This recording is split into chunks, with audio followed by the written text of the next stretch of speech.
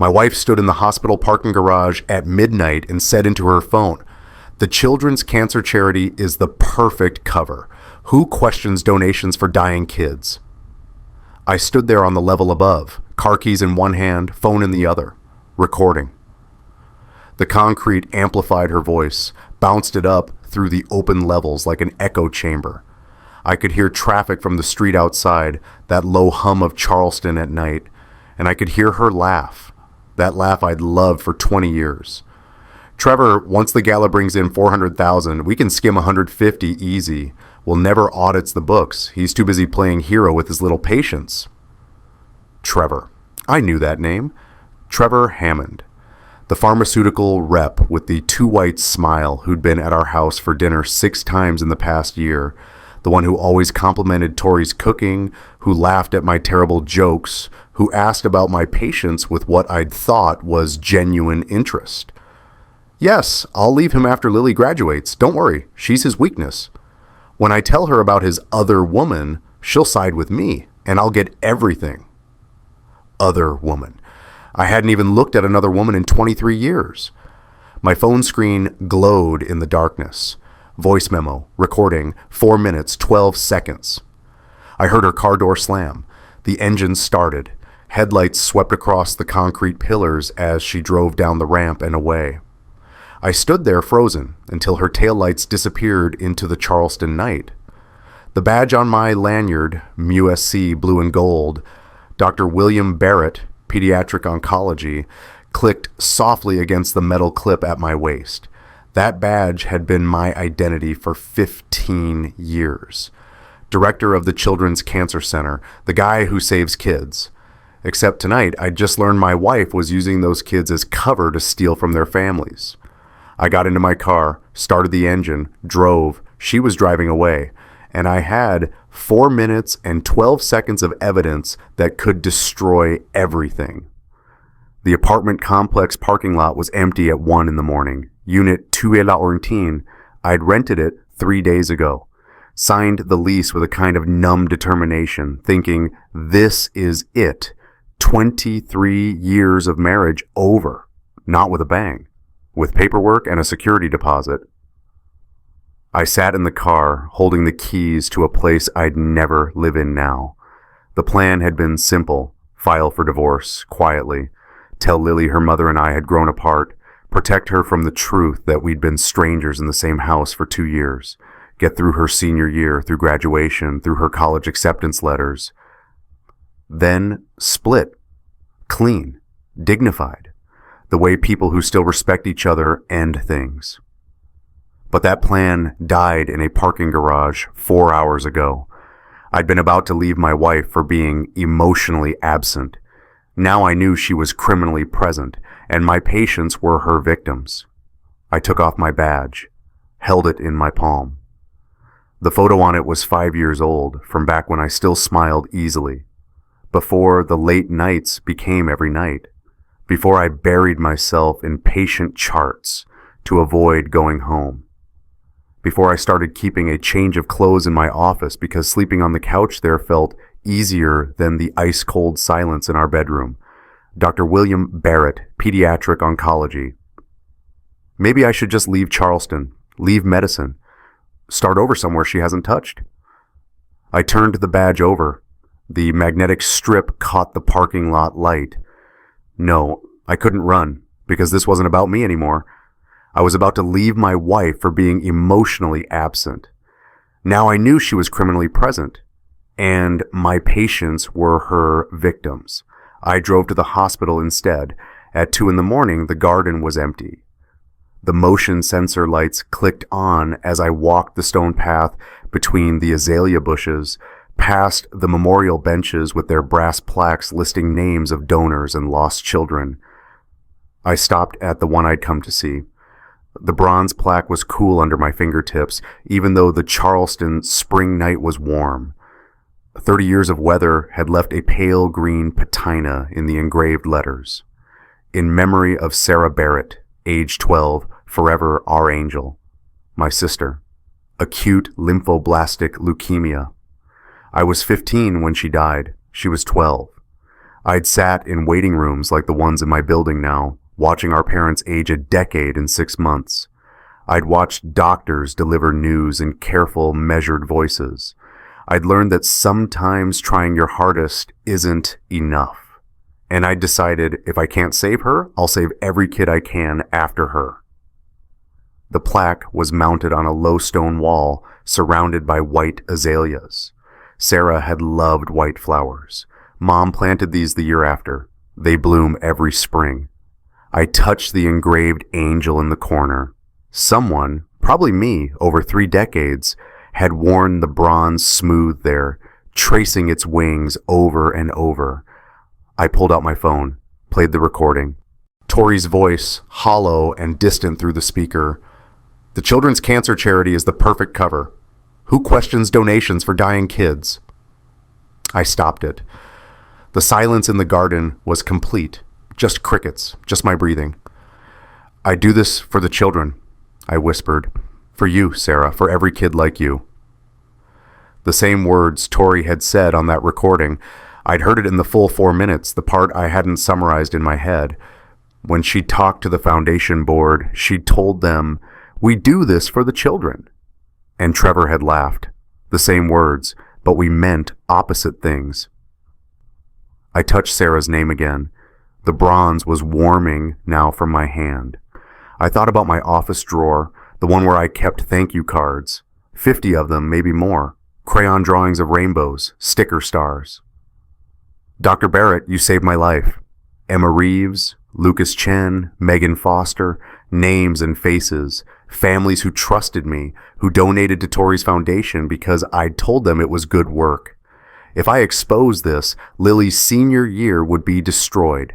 Her college applications, she'd just gotten early acceptance to Johns Hopkins pre-med, would be tainted by scandal. Charleston's a small town in all the ways that matter. Everyone would know, everyone would talk. But if I stayed silent, every dollar donated in the name of children like Sarah would be stolen. By my wife and her lover. I stood there in that garden, surrounded by memorial plaques for children I couldn't save, and realized there was no choice at all. I do this for the children. The phrase sat in my chest like a weight. I couldn't protect Lily by letting this continue. I'd just be teaching her that loyalty matters more than truth. That family means covering for criminals, and Sarah wouldn't have wanted that. I put my badge back on. The lanyard settled against my neck with familiar weight. The badge clicked against the metal clip. Dr. William Barrett, Pediatric Oncology. I wasn't leaving Charleston. I wasn't filing for quiet divorce. I was going to gather evidence, build a case, and take down my wife's operation before the gala 5 weeks from now, before she could steal from 400 families who'd come to donate in the names of their sick children. If you've ever lost someone who made you who you are, someone whose memory guides every choice you make, just type "remember" in the comments. They're still part of your story. The next morning, I walked into the clinic like always, smiled at the nurses, checked my schedule. 10 patients today, 4 new consults, 2 difficult conversations about treatment options, 1 family who needed to hear that we'd done everything we could. Normal. Except Sarah Mitchell caught me in the hallway. Sarah's been head nurse in pediatric oncology for 20 years. She knows everything that happens on this floor. She notices things, like when I'm off. Dr. Barrett, she held a clipboard. Can I talk to you for a second? We stepped into my office. I closed the door. The prescription pads, she said. The ones from the locked drawer. 3 pads are missing. I felt something cold slide down my spine. Missing? I did inventory yesterday for the DEA audit. You have 6 pads authorized. Only 3 are accounted for. When did you last use one? I tried to remember. We mostly did electronic prescriptions now. The paper pads were for exceptions, for patients without stable addresses or pharmacy access. 2 weeks ago, maybe, Mrs. Chen needed pain management for Lucas. Lucas, 6 years old, end-stage neuroblastoma. We'd tried everything. We were keeping him comfortable now. Sarah's expression was careful, professional. Dr. Barrett, whoever took those pads has access to your DEA number. They can write prescriptions for controlled substances in your name. The office felt smaller suddenly. Trevor had been here multiple times. He'd brought Tori lunch when she was helping with foundation paperwork in my office. He'd waited while I finished patient notes. He'd been alone in here. "I'll file a report with security," I said, "and the pharmacy board." "Already did." Sarah handed me a form. "You just need to sign, but Dr. Barrett—" She hesitated. "Whoever took these, if they write 50 prescriptions before we catch them, that's on your license. The board won't care that they were stolen. They'll want to know why you didn't notice sooner." 50 prescriptions for OxyContin, Vicodin. Trevor could sell them to addicts, to dealers. And my name would be on every single one. My career, my license, everything I'd built to honor Sarah's memory. Gone. I signed the form with hands that barely shook. "Thank you, Sarah, for catching this." She looked at me for a long moment. Sarah's 51. She's seen everything. She's the kind of nurse who knows when something's wrong before you admit it yourself. "Are you okay?" she asked quietly. "No, my wife was stealing from dying children. Her lover was trafficking drugs with my identity. And I couldn't tell anyone until I had proof that would stick." "I'm fine," I said. "Just a long night." Sarah nodded, but her eyes said she didn't believe me. She left. I sat at my desk staring at the incident report. Whoever took those pads had access to my DEA number. I thought about Trevor, waiting in my office, alone. Dinner at home felt like theater. Tori had made chicken marsala, my favorite, supposedly. Lily was excited, talking about prom dress shopping this weekend, about the gala catalog she'd been helping design for her mother's foundation. "Dad, look at this." Lily slid the glossy booklet across the table to me. 40 pages. Heavy cardstock cover with gold foil lettering. "Hope for Little Warriors, 15th Annual Gala." I opened it. Photos of auction items. A weekend getaway to Kiowa Island, donated value $5,000. A diamond bracelet, donated value $8,000. A private chef dinner, $3,000. I knew some of these donors. I'd treated their kids. Some of them had lost those kids. The catalog made a slapping sound when I closed it too hard. Both Lily and Tori looked at me. "Sorry," I said. "Long day." "I know you're tired, honey," Tori said. Her voice was warm, caring, perfect. "But we really need you at the gala planning meeting tomorrow. The board wants to hear from you. You're the heart of this foundation, after all." The heart of the foundation, the credible face, the grieving brother who became a pediatric oncologist, the story they told donors to open wallets. Lily beamed at me. "Mom says the gala will raise $400,000 this year." $400,000. Can you believe how many families that will help? Tori smiled too. That practiced public smile. I said nothing. Lily kept talking. "There's a family at school, you know, the Martins. Their daughter has Ewing sarcoma. Mrs. Martin was asking me about the foundation. I told her about all the programs you and Mom run, the travel grants, the emergency housing, the..."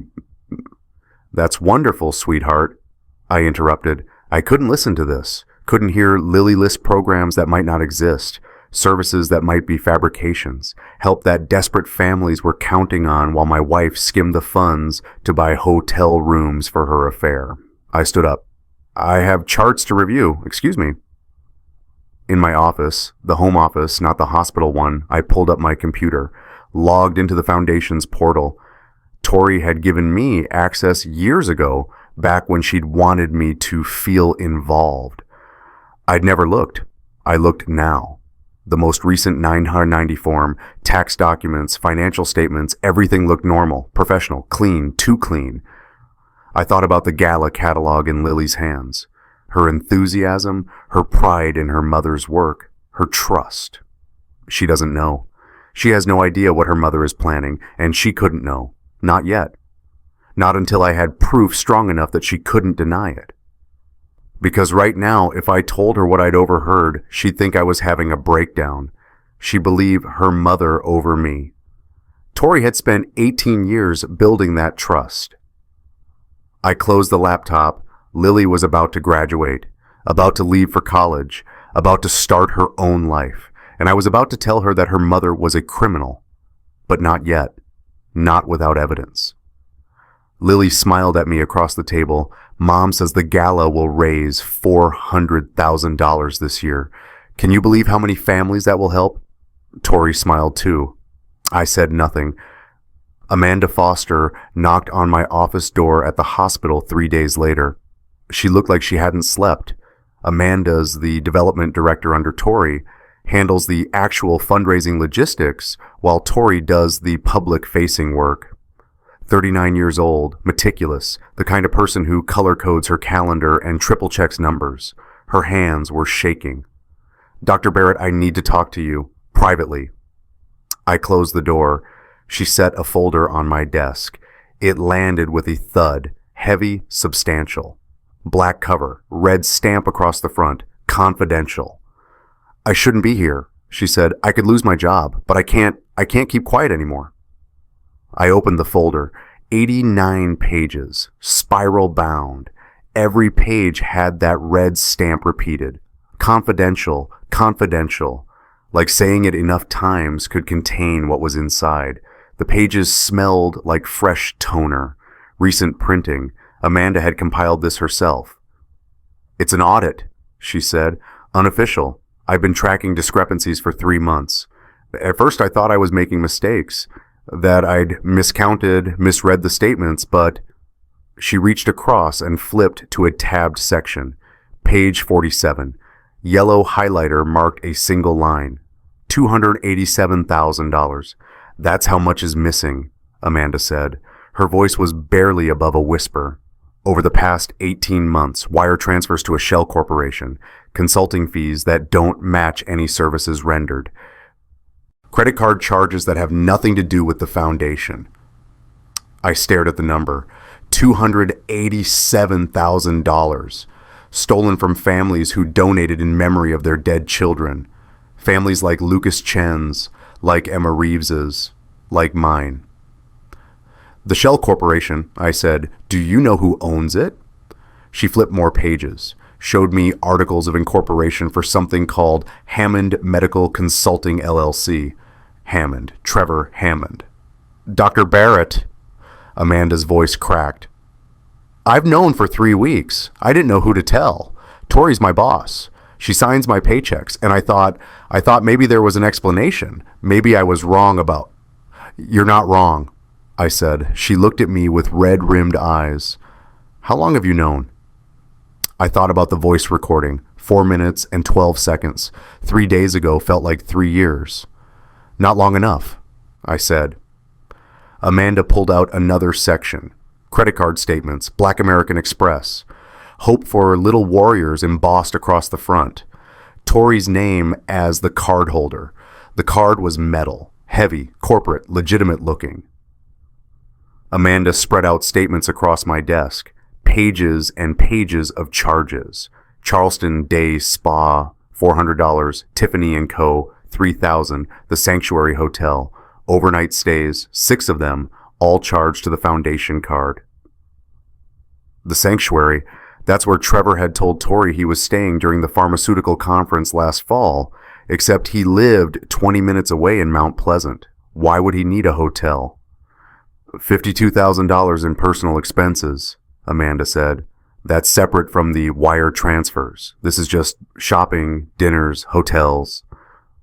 I looked at the statements, spa treatments, designer clothes, hotel rooms. Every swipe of that card was theft from dying children's families. Amanda, I said carefully, what are you asking me to do? She looked at me like I was her last hope. You're on the board. You're respected. People trust you. If you bring this to them, they'll listen. If I do it, I'm just the development director who's jealous of her boss. Have you made copies? 3 sets. 1 for you. 1 hidden at my apartment, 1 in a safety deposit box. Smart, careful, terrified. Amanda slid the report across my desk. Page 47 shows the total, but start at page 12. That's where it begins. 18 months ago, Right after she stopped. Right after what? Right after you told the board you were taking a step back, that you needed to focus on patient care, that you trusted Tori to handle the foundation. 18 months ago, when our marriage was already dying, when I'd started sleeping at the office more than at home, when I'd told myself that at least Tori had found purpose in the foundation work, I'd handed her the keys, and she'd robbed us all. Amanda stood to leave.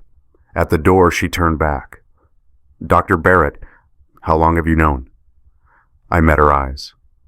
3 weeks, I lied, close enough to the truth. I didn't know who to tell either.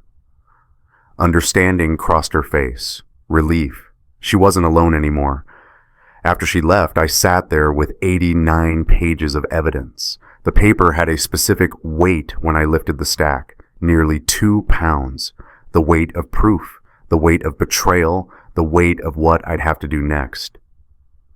Amanda's voice broke. I've known for 3 weeks. I didn't know who to tell. She's my boss. Who investigates the charity director? The detective's name was Morrison, Charleston PD. He called me 4 days after I filed the stolen prescription pad report. Dr. Barrett, we need you to come down to the station. We've recovered your property. The station smelled like burnt coffee and industrial cleaner. Morrison led me to a small room, not an interrogation room, but close. A table, 3 chairs, fluorescent lights that hummed. He laid 3 prescription pads on the table. My name, pre-printed at the top. Dr. William Barrett, MUSC, Department of Pediatric Oncology. My DEA number, blue security background pattern like checks. Perforated edges where pages had been torn out. We raided an apartment in North Charleston yesterday, Morrison said. Drug trafficking operation. Found these in a desk drawer, along with 52 fraudulent prescriptions. OxyContin, Vicodin, fentanyl, street value about $30,000. 52 prescriptions, in my name, my DEA number, my medical license. The suspect's been selling them, Morrison continued. We've tracked sales back 4 months. That's 52 felonies, doctor, federal charges, and right now they all have your signature. I felt the walls closing in. Those pads were stolen from my office. I filed a report. We know. That's why you're here as a witness, not a suspect. But the state medical board, they're going to investigate. Your license will be suspended pending review. Standard procedure. Suspended. My license. My ability to treat patients. Everything I'd built to honor Sarah's memory, gone. Who's the suspect? I asked, though I already knew. Morrison checked his notes. Trevor Hammond, age 38, works in pharmaceutical sales. He's claiming he found the pads, that someone gave them to him. But his apartment, Dr. Barrett, we found a whole operation. Fake pharmacy stamps, patient names harvested from somewhere. He was running a prescription mill. Trevor, using my identity, selling drugs to addicts while pretending to care about children's cancer research. Do you know this man? Morrison asked. I thought about Trevor at our dinner table. Trevor laughing at my jokes. Trevor asking about my patients with those fake concerned eyes. Trevor sleeping with my wife. Trevor stealing from the families I'd devoted my life to helping. Yes, I said, I know him. Morrison leaned forward. How well? I stopped. What was he? My wife's lover? Her co-conspirator? He's connected to my wife's foundation, Hope for Little Warriors. He's been in my office multiple times. Something shifted in Morrison's expression. Your wife runs a charity. Children's cancer. Fundraising. Why? Because when we searched Hammond's apartment, we found records of large cash deposits, irregular income, way more than pharmaceutical sales would explain. We thought maybe he was connected to the drug operation hierarchy. But if he has access to a charity... He didn't finish the sentence. He didn't have to. Detective Morrison, I said slowly, if I had evidence of financial crimes related to that foundation, would you be interested? His eyes sharpened. What kind of evidence? I thought about Amanda's report. 89 pages, $287,000 missing, wire transfers to Hammond Medical Consulting, LLC. The kind that connects Trevor Hammond to charity fraud, I said. Federal charges, wire fraud, embezzlement. Morrison pulled out a notebook. I'm listening. The detective laid 3 prescription pads on the desk. My name, my DEA number. 52 felonies, doctor. Your license is on the line. I closed my eyes. The suspect's name is Trevor Hammond. The foundation board meeting was at 4 p.m. Conference room at the hospital. 8 board members, including me, plus Tori, plus Amanda, taking notes, plus Pastor Michael Dawson from Stella Maris, our spiritual advisor, and Trevor Hammond, guest presenter on pharmaceutical industry partnerships. I walked in and Tori smiled at me. That practice public smile. She was wearing the navy dress she knew I liked. Used to like. Trevor stood when I entered, extended his hand across the table. Dr. Barrett, Tori tells me you're the heart of this organization. Everyone was watching. The board members, Pastor Michael, Amanda, with her notebook, with her hidden audit report, with her 3 weeks of silence. I looked at Trevor's hand, at his too white smile, at the man who'd stolen my prescription pads to run a drug trafficking operation, who'd conspired with my wife to embezzle from dying children's families, who'd probably been sleeping in my bed when I worked late shifts. I shook his hand. Some of us actually care about the children, I said. Tori's head snapped toward me. Her eyes, sharp, calculating, met mine for half a second. She knew I knew. But she smiled wider. Will's been under a lot of stress lately, long hours. You know how dedicated he is. The meeting began. Trevor's presentation about pharmaceutical company grants, matching donations, corporate partnerships, all legitimate sounding, all probably part of the cover. Tori presented next, the gala catalog. She flipped through the glossy pages.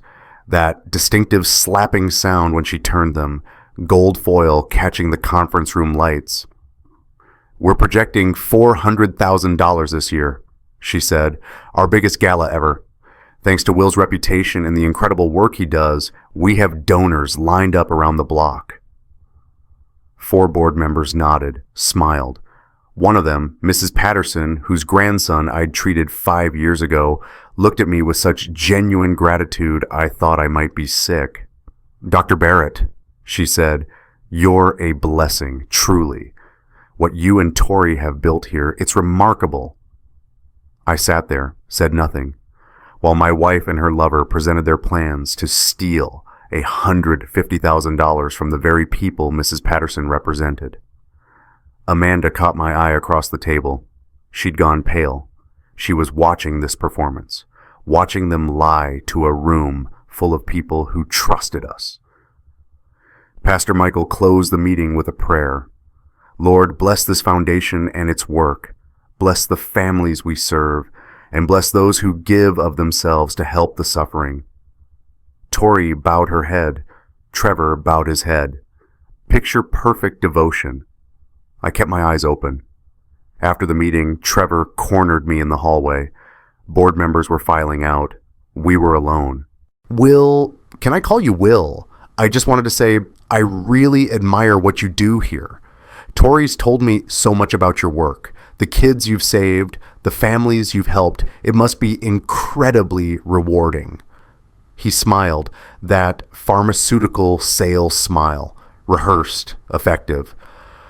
I thought about 52 prescriptions with my name, about $287,000 stolen, about the voice recording, who questions donations for dying kids. Trevor, I said quietly, stay away from my patients.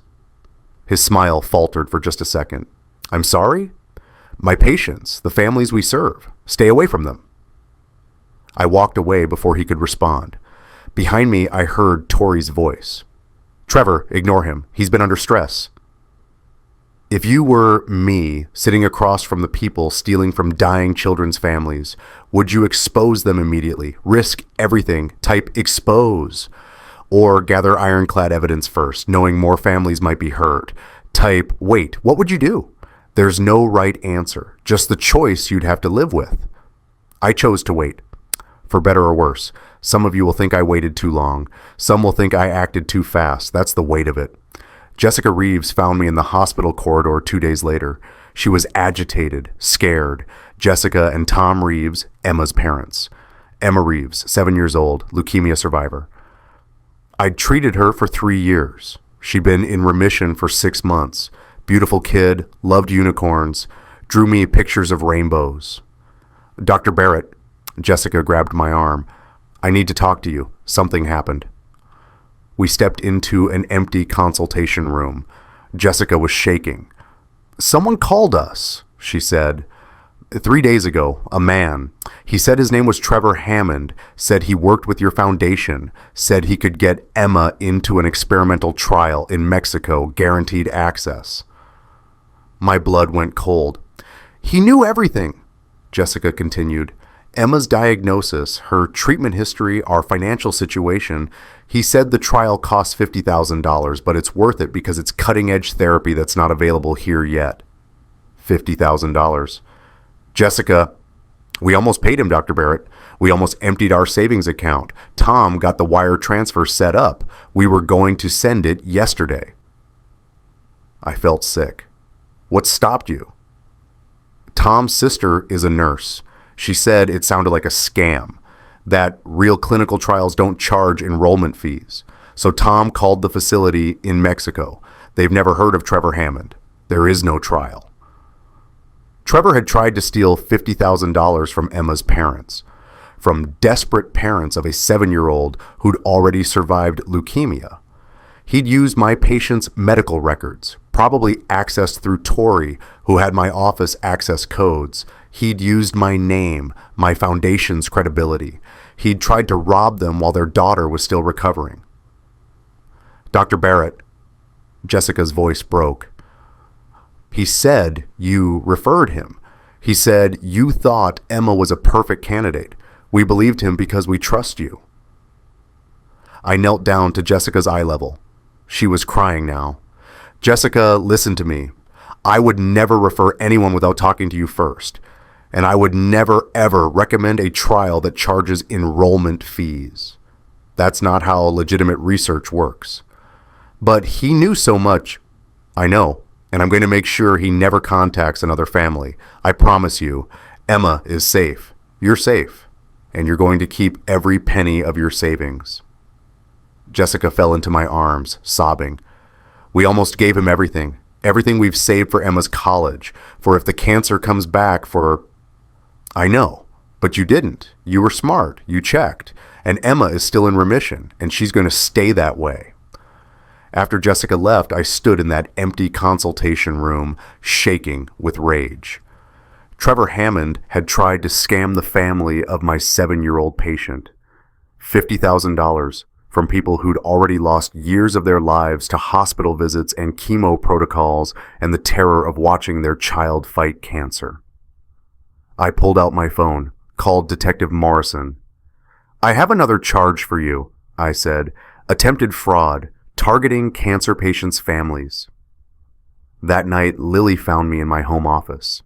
I was staring at my computer screen, at Amanda's audit report, at pages and pages of theft. Dad? I closed the laptop quickly, too quickly, guilty looking. Lily came in and sat on the edge of my desk. She was wearing her Grace Community Church Youth Group t-shirt, still had her backpack from school. Dad, is everything okay? Of course out, sweetheart, just work stuff. You've been weird lately, distant. Mom says you're stressed about a difficult case. Mom says. Tori had been preparing the ground, planting the narrative. When the truth came out, she'd already have explained away my behavior as a stress-induced breakdown. Lily picked up the family photo on my desk. The four of us, me, Tori, Lily, her brother Bobby, who was away at college in Austin, taken 2 Christmases ago. We all looked happy. "Dad, are you and Mom getting divorced?" The question hung in the air. I wanted to tell her everything, play the recording, show her the audit, explain that her mother was a criminal, and I was about to blow up her entire senior year by exposing it. Instead, I opened my desk drawer, pulled out a small velvet box. Inside was my grandmother's ring, vintage sapphire, Art Deco, platinum setting. The sapphire was deep blue, almost navy. Tiny diamonds surrounded it. The band had intricate engraving, flowers, and geometric patterns worn smooth by decades. "This was your grandmother's," I said, "and my mother's. I was going to give it to you when you got engaged someday." Lily's eyes widened. "Dad, but I want you to have it now." I put the box in her hand. "Not for someone else. For you." She opened the box. The sapphire caught the light. "Why now?" I looked at my daughter, 18 years old, about to graduate, about to start her own life, about to learn that her mother was nothing like she thought. "Because some things are more important than marriage," I said, "like making sure you're protected, like making sure the truth comes out no matter how much it hurts." Lily held the ring, looked at me with her mother's eyes, the eyes I'd fallen in love with 23 years ago, before I knew what Tori really was. "Dad, you're scaring me." "I know, sweetheart, I know, but I need you to trust me. Can you do that?" She nodded slowly. "And Lily," I touched her hand, the one holding the ring. "This ring isn't about romance. It's about staying true to yourself, about character, about knowing who you are even when everything around you is falling apart. You've earned it just by being you." She put her arms around me. "I don't understand what's happening, but I love you, Dad. I love you too, more than anything." After she left, I sat there in the dark, thought about what was coming, the investigation, the arrests, the trial, the moment when Lily would learn what her mother had done, the moment when she'd hate me for not telling her sooner, or hate me for telling her at all. Lucas Chen died on a Thursday. He was 6 years old. He'd had neuroblastoma, stage 4. We'd tried everything: surgery, chemotherapy, radiation, immunotherapy. We'd bought him 3 years. 3 years of birthday parties and kindergarten and learning to ride a bike with training wheels. But cancer doesn't care how hard you try. The funeral was at St. Mary's Cathedral. Pastor Michael officiating. 200 people filled the church. Lucas's classmates, his t-ball team, nurses from the oncology ward, families we'd treated, and Tori, my wife, executive director of Hope for Little Warriors. She gave the eulogy on behalf of the foundation. "Lucas touched so many lives in his short time with us," she said. Her voice was perfect, warm, compassionate, breaking in all the right places. His courage inspired everyone who met him. His smile lit up the oncology ward. And though we grieve his loss, we celebrate the impact he had on all of us. She paused, dabbed her eyes with a tissue. Performance art. Hope for Little Warriors will honor Lucas's memory by continuing to support families like the Chens. Every dollar we raise goes toward helping children fight this terrible disease. Lucas's legacy will be every child we save after him. The congregation nodded. Several people were crying. Mrs. Patterson from the board squeezed her husband's hand. I sat in a pew near the back, watching, unable to speak, unable to stand up and scream the truth, that the woman giving this beautiful eulogy was planning to steal the money raised in Lucas's name. After the service, Lucas's father found me outside the church. Mr. Chen, 40 years old but looking 70. His son had just been buried in a small white casket covered in flowers. "Dr. Barrett," he took my hand, "thank you for everything, for trying, for loving Lucas like he was your own. We know you did everything possible." His wife stood beside him. Mrs. Chen had barely spoken in 3 months. The grief had swallowed her voice. Mr. Chen reached into his jacket, pulled out an envelope. "We want to make a donation," he said, to the foundation in Lucas's name, so other families can get the support we got. No, God, no, don't give them money. Don't give Tori anything. But I couldn't say that, not without proof, not without destroying this man in his moment of grief. Mr. Chen put the envelope in my hand. It's a check for $25,000, everything we'd saved for Lucas's college fund. He won't need it now, but other children will. I held that envelope, heavy, significant, $25,000 from parents who just buried their 6-year-old son, money that Tori would steal. Mrs. Chen touched my arm. Thank you, doctor, for giving us 3 more years with our baby. They walked away. Back to the reception hall where people were eating finger sandwiches and telling stories about Lucas, about how he'd loved dinosaurs, about his laugh. I stood there holding the envelope, watching Tori across the parking lot, accepting condolences, accepting praise, accepting gratitude from families who had no idea what she really was. I held that check and watched Tori smile. I said nothing. The FBI field office in Charleston smelled like government buildings everywhere, stale coffee, recycled air, and bureaucracy. Agent Hendricks was mid-40s, gray at the temples, the kind of face that had seen everything and believed nothing. Amanda sat beside me. She brought all 3 copies of her audit report. Her hands were steadier than mine. Dr. Barrett, Hendricks said, Miss Foster, thank you for coming in. We've reviewed the materials you sent. He opened Amanda's report, 89 pages spread across his desk, the red, confidential stamps like accusations. Wire fraud is a federal offense, Hendricks said, especially when it involves charitable organizations. The public trust element, judges don't take that lightly, neither do we. How long will an investigation take? I asked. Normally, months, but you've done most of our work for us. He tapped the audit report. Financial records, wire transfer documentation, corporate registration linking Mr. Hammond to the shell company. And then there's this. I pulled out my phone, played the voice recording. Tori's voice, hollow through the speaker. The Children's Cancer Charity is the perfect cover. Who questions donations for dying kids? Hendricks listened to all 4 minutes and 12 seconds. When it finished, he sat back. Dr. Barrett, are you aware that South Carolina is a one-party consent state for recordings? I am. Good, because this is admissible and it's damning. He looked at Amanda.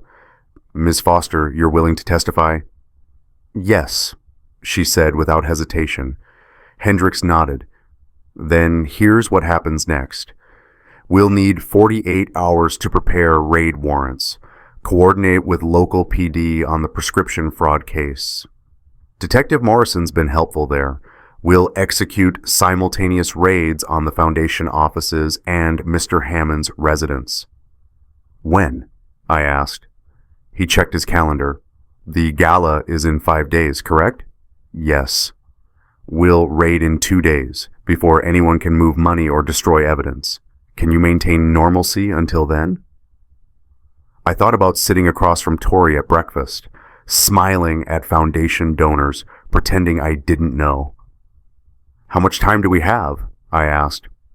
48 hours, Hendricks said. After that, everyone will know. The raid happened on a Tuesday morning. I was at the hospital when I got the call from Hendricks. We're moving now. I drove to the Foundation offices, 3 blocks from the hospital. Old Charleston building, converted townhouse, historic district. Tori loved telling donors about the authentic Southern charm of our headquarters. FBI vehicles were parked outside, 8 agents, local police. Detective Morrison stood on the sidewalk, arms crossed, watching. I went inside. The conference room had been converted into a command center. Agents photographing documents, seizing computers. Amanda stood in the corner, pale but present, pointing out files. Tori was in her office, 2 agents with her. She saw me through the glass wall. Her face, I'd seen her angry before, but this was different. This was the look of someone whose carefully constructed world was collapsing in real time.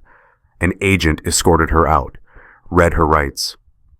Victoria Barrett, you are under arrest for wire fraud, embezzlement, conspiracy to defraud a charitable organization, and Will, she looked at me. Will, you did this? I held up my hospital badge, the blue and gold MUSC logo, my photo, my name, Dr. William Barrett, Pediatric Oncology. I do this for the children, I said. Her eyes widened. Recognition. That phrase. The one she'd used. The one I'd overheard. The one that meant something completely different when I said it. You recorded me, she whispered.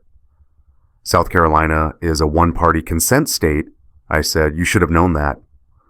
Trevor was brought in next. Handcuffed. A different set of charges. The prescription fraud was federal too. Drug trafficking. Identity theft. Attempted fraud against the Reeves family. He saw me. Looked away. Pastor Michael arrived, confused, demanding to know what was happening. Mrs. Patterson from the board, other donors, all of them watching as agents carried out boxes of evidence, the gala catalog, 50 copies ready for distribution, gold foil catching the light as an agent photographed them for evidence, the foundation credit card, black metal, confiscated, Amanda's audit report, now official evidence, and my phone, the recording. 4 minutes and 12 seconds that would be played in federal court. Agent Hendricks approached me. Dr. Barrett, thank you for your cooperation. We'll need you to testify, but you're free to go. I watched them load Tori into a police car, Trevor into another. 2 people I'd trusted, 2 people who'd used dying children as cover to steal. Detective Morrison stood beside me. The foundation, what happens to it now? The board will vote to dissolve it, I said. We'll return what we can to donors. Start over with new leadership, new oversight, new name. And your wife? She's not my wife anymore. I found Lily in the hospital garden at Sarah's plaque. She was sitting on the stone wall, touching the bronze letters, crying. She'd heard. Of course she'd heard. Charleston's a small town. News travels fast, especially news like this. Lily, is it true? She looked up at me with red eyes. Mom was arrested for stealing from the foundation? I sat beside her. The bronze plaque was cool under my hand. Sarah's name. Forever, our angel. Yes, I said. How long have you known? 3 weeks. She stood up, angry now. 3 weeks, and you didn't tell me? I couldn't, not without proof, not without... I defended her. Lily's voice broke. This morning, at school, when people were talking, I told them it was a mistake, that Mom would never do that there had to be an explanation. I pulled out my phone.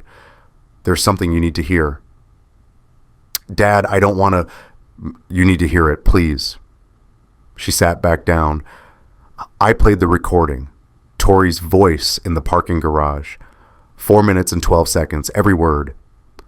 The Children's Cancer Charity is the perfect cover. Who questions donations for dying kids? Once the gala brings in 400,000, we can skim 150 easy. Will never audits the books. He's too busy playing hero with his little patients. Yes, I'll leave him after Lily graduates. Lily's face went through stages, disbelief, horror, anger, grief. When it ended, she just sat there, silent. I showed her Amanda's audit report. $287,000 missing. Wire transfers to Hammond Medical Consulting, LLC. Credit card statements. The evidence laid out in 89 pages. Trevor too? She whispered.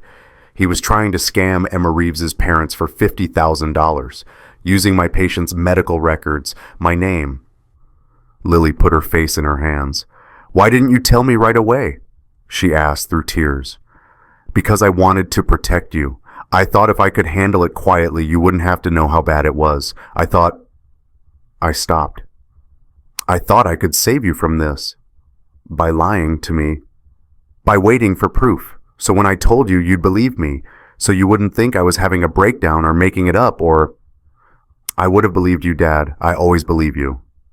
I touched Sarah's plaque. The cool bronze, the engraved angel. Your Aunt Sarah died when I was 15, I said. And I decided that day that I'd spend my life saving children, that I'd never let another family go through what we went through if I could help it. That became everything. My career, my purpose, my identity. I looked at Lily. But I forgot something. I forgot that I already had a child to save. You. And you didn't need saving from cancer. You needed saving from lies. From thinking that loyalty means covering for criminals. From believing that marriage matters more than truth. Lily was crying fully now. I pulled out the velvet box, opened it, the sapphire ring. You gave this to me last week, she said. I know, but I want to give it to you again. For real this time. I took her hand. This isn't about someone else. This isn't about you getting engaged someday. This is about you, about who you are, about staying true even when everything falls apart. I put the ring in her palm. She closed her fingers around it. You could have protected me from this, she said softly. Why tell me now? I touched the plaque beside her hand, our hands together on Sarah's name. Because you're not a child anymore, and you deserve the truth about what family really means. Lily fell into my arms. I'm so sorry, Dad. I'm so sorry I didn't see it. You weren't supposed to see it. She spent 18 years making sure you wouldn't. We sat there in the garden, in the place where I decided to fight, in front of the plaque that reminded me why I did any of this. Did you ever stop loving me when I didn't see? Lily asked. I held her tighter. Not for 1 second, sweetheart. The trial took 6 months. Federal court, Judge Morrison, no relation to the detective. Prosecutors presented Amanda's audit, the wire transfers, the voice recording. Tori's lawyer tried to argue stress, marriage problems, mental health issues. The judge wasn't interested. Mrs. Barrett, you didn't steal from your husband. You stole from families whose children were dying, families who trusted you. That's not a mental health issue. That's a character issue. Sentencing, 3 years federal prison. Restitution of $287,000 plus penalties. Trevor got 7 years. The prescription fraud charges added to the charity embezzlement. 52 felonies. Drug trafficking using a pediatric oncologist's DEA number. Attempted fraud against cancer patients' families. The prosecutor called it exploitation of the most vulnerable. The judge called it unconscionable. I called it justice. But then Tori's lawyer stood up. Your Honor, my client has just learned she's pregnant. The courtroom went silent. Everyone looked at me. DNA test 2 weeks later confirmed mine. Conceived during one night 6 weeks ago when I'd gone home late, exhausted, and Tori had initiated, I thought it was reconciliation, connection, one last attempt to save something. It was biology, nothing more. The baby was due in November, 8 months away. Tori would serve her sentence, give birth. I'd take custody, Grace. I decided to name her Grace because that's what you give people who don't deserve it. Because that's what my daughter would need. Grace to understand that her mother's crimes weren't her fault. 18 months later. The hospital garden looked the same. White azaleas around Sarah's plaque. Bronze worn smooth from 3 decades of touching. The angel in the corner catching morning light. But I wasn't the same person who'd stood here that night. Overheard conversations still echoing in my head, trying to decide what to do. I held Grace in my arms, 6 months old, dark hair like her mother, eyes like mine, innocent of everything that had brought her into this world. This is your Aunt Sarah, I told her. I held her up to the plaque so she could see. She died when she was 12, from leukemia, and she's why I became a doctor, why I spend my life trying to save children. Grace made a small sound, baby babble. She's why we do this work, I continued. We save the ones we can. We tell the truth about the ones who hurt them, and we make sure every child knows they're loved, even when everything's complicated. Footsteps behind me. I turned. Lily. She was wearing a white medical student coat, crisp, new, Johns Hopkins logo on the pocket. Her new badge clipped to the lapel, Lily Barrett, medical student. And on her right hand, grandmother's ring, the sapphire catching sunlight. She'd taken a gap year after the scandal, worked at the Reformed Foundation, now called Sarah's Hope, named after my sister, helped rebuild what her mother had destroyed. Then she'd started med school this fall. "Hey, Dad." She kissed my cheek, smiled at Grace. "Hey, Gracie." Lily took Grace from my arms, held her niece, half-sister technically, but we didn't use that word. Grace was just Grace, part of our family, the complicated, broken, rebuilt version. "I got my pediatrics rotation assignment," Lily said. "USC. I'll be in your department next year." Pride swelled in my chest. "Sarah would be proud of you. She'd be proud of both of us." Lily touched the plaque with Grace's tiny hand. "Aunt Sarah, this is Grace, and this is Dad, who taught me that family isn't about who you're born to.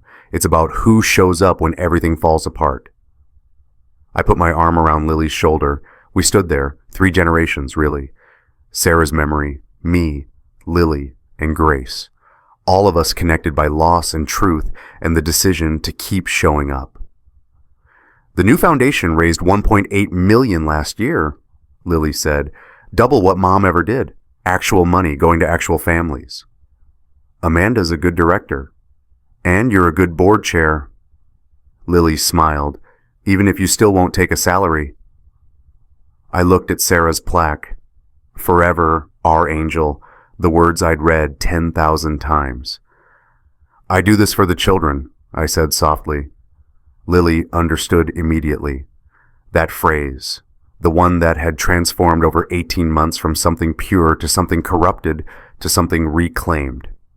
"You used to mean all children," she said. "I still do, but I learned something."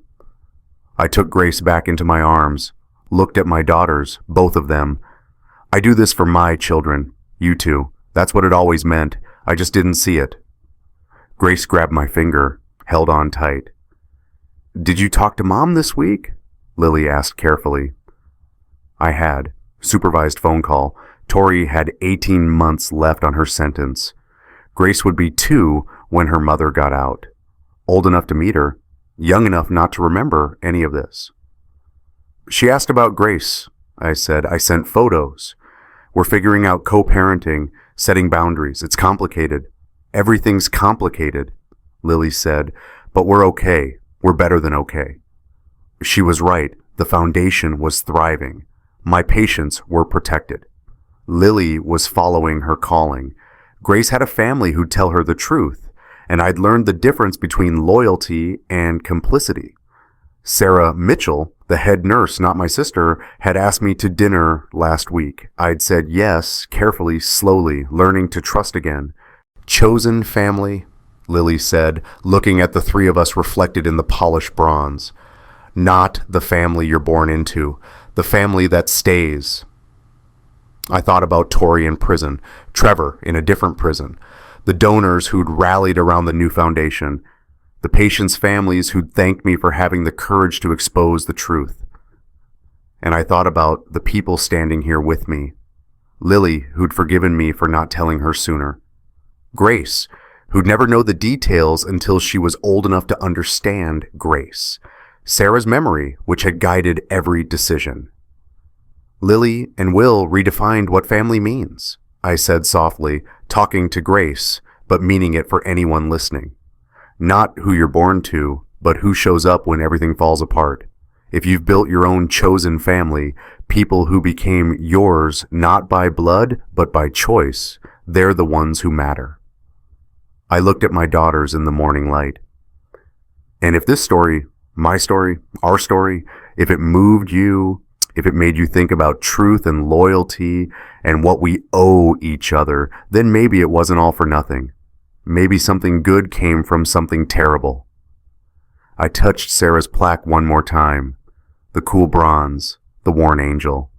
I tell stories through my work, I said. Through my patients, through the families we save, through the truth we tell even when it's hard. I'll see you in the next one. Lily and I walked out of the garden together, Grace in my arms. The white coat on Lily's shoulders, the ring on her finger, 3 generations of healing. The bronze plaque behind us, catching light, bearing witness, forever our angel. And we keep showing up.